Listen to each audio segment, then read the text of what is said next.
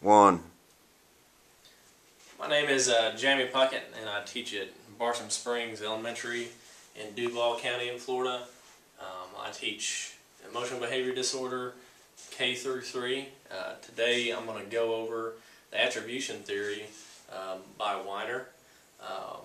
One of the first things I'll tell you about the attribution theory is probably the most influential and contemporary theory with implications for academic motivation. It incorporates behavior modification in the sense that it emphasizes the idea that learners are strongly motivated by the pleasant outcome of being able to feel good about themselves. It incorporates cognitive theory and self-efficacy theory in the sense that it emphasizes that learners' current self-perceptions will strongly influence the ways in which they will interpret the success or failure of their current efforts, and hence their future tendency to perform these same behaviors. So what I'm going to go over today with the attribution theory and the performance, and I'm going to apply it to a school setting as if it was to be in my classroom. What is attribution theory is the first thing everybody's going to ask. It attempts to explain why people assign their success or failure at a specific task to either internal or external causes. The next question is going to be, how does it work? The explanations people use to account for the results of their efforts will determine the amount of effort they will apply to similar task in the future. Attribution in action. So I'm going to put it in action, and we'll use the examples of a student whose name is Riley, who has taken a math test, and his attribution of the results will be used as examples. First we'll go over the characteristics. There are 3 sets of characteristics that come into play when attributing success or failure. The first one is internal, external.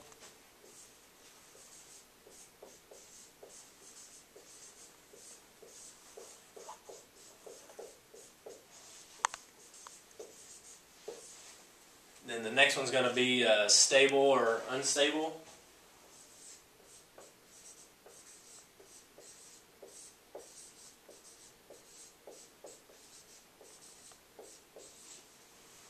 And the last one is controllable, uncontrollable.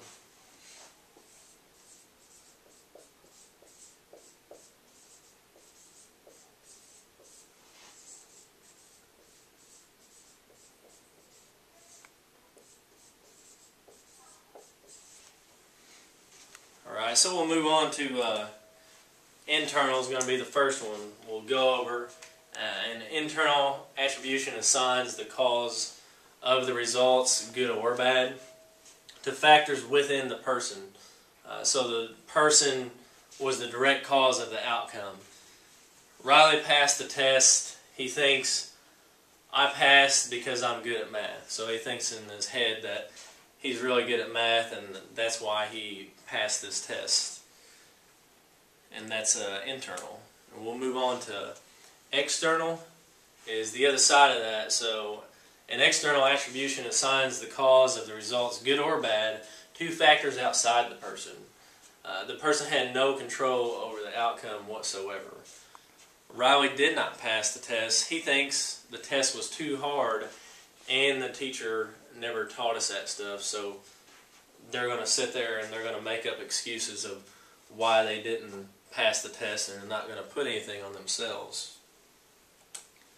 The next one's going to be stable. If the cause of results is stable, it means that in the future an equivalent action will cause equivalent results. So Riley passed. He thinks studying a little bit each night worked well this time and the time before that. I think it will work in the future as well. Okay, so he keeps studying, and he thinks that that's going to keep working. Next is unstable. The other side of that. If the cause of results is unstable, it means that, in the words of stockbrokers, past performance is no guarantee of future results. So Riley passed the test, but he thinks, well, I got lucky this time. This test was so easy, anyone could pass it. And the teacher is in a good mood today. So Riley believes that he has very little effect over the results of over the test. So whether it was good or bad. Next is controllable. If something is controllable, we can alter it if we wish to do so. So Riley failed the test. He says to Kevin, although I was unsuccessful in achieving a satisfactory grade on this occurrence, in the future I will increase my efforts toward the goal of achieving a higher grade on the next exam. So at this time, Riley is being very knowledgeable at times. Uncontrollable. If something is uncontrollable, it is outside our area of influence. Riley didn't pass the test. He thinks, it's not my fault. Even though I excel in the rest of my classes, I just don't have a good mind for math. One of the important things about this with a controllable and uncontrollable is the characteristic is distinct from the first four in that it defines how a person views them. It expresses the person's perceptions of internal, external, and stable, unstable attributions.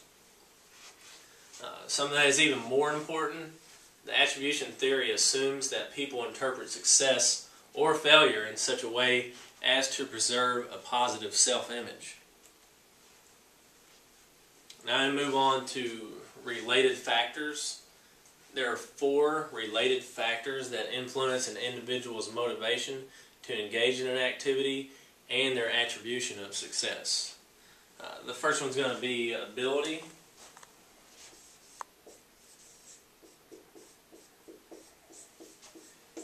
And then with ability, it's going to be external. And it'd be stable. And then that's also going to be something that we can't control, so it's going to be uncontrollable.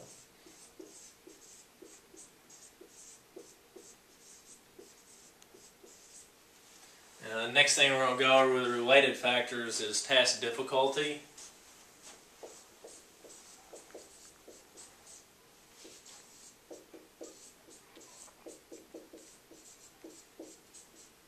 And with task difficulty, that's going to be something external again. And then it'll be stable.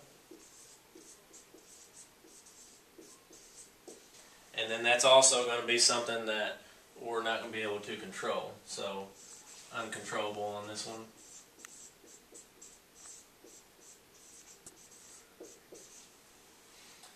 The next related factor is going to be effort.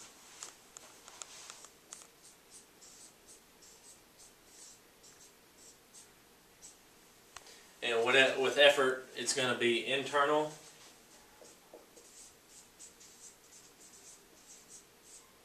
And this is going to be an unstable factor.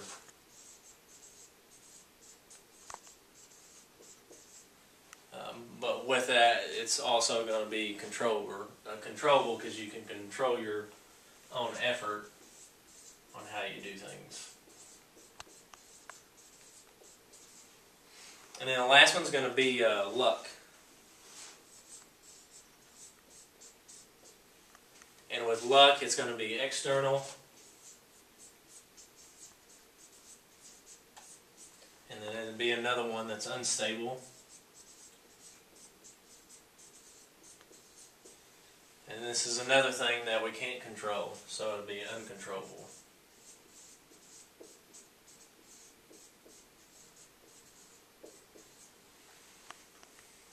Okay, I'm moving past the related factors. I'll go ahead and explain those to you. The ability, Riley thinks he is good at math. He has done well on tests in the past, even though he hasn't occasionally been surprised by the material covered by the test. Riley feels that he has a high level of ability. The next one's going to be task difficulty. Riley has no control over the difficulty of the test and is unlikely to in the foreseeable future. The test covered advanced curriculum. Since Riley is enrolled in an AP class, the only way he can influence the test difficulty is to drop the class and take something easier. The next thing is going to be Riley's effort. So Riley has almost total control over the amount of effort he puts into passing the test. And barring any outside interference, Riley can choose when to study, what to study, and how much time he will devote to studying. And then the last one's going to be luck. The teacher received a glowing evaluation from the principal and decided to have a party in class instead of giving the test as planned. Riley had no influence over either the evaluation of his teacher or when it might happen. It was pure luck that the test wasn't given on a day he wasn't prepared for it.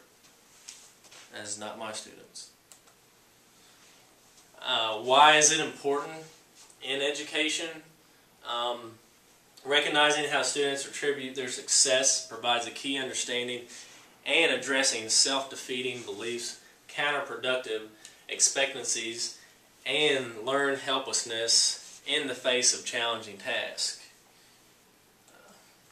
And then I put something in here for special education, so attribution and special education, because I teach K through 3, and with the special education students, they're more likely than their peers in a regular education to attribute the failure to a lack of ability, and less likely to identify the effort as the cause of their poor performance. So they're going to say things like, what's the point of studying? I'm no good at this, and I'm just going to fail anyway. Or like a lot of my students do, they get a big book and they see a lot of words and they say, I'm no good at reading, and they just stop and they won't read. That's the end of the presentation over the attribution theory about Weiner. Once again, I'm James Puckett. I teach at Bartram Springs Elementary, K through 3, emotional behavior disorder. And I'd like to answer any questions that you all have about the theory or the presentation. Thank you.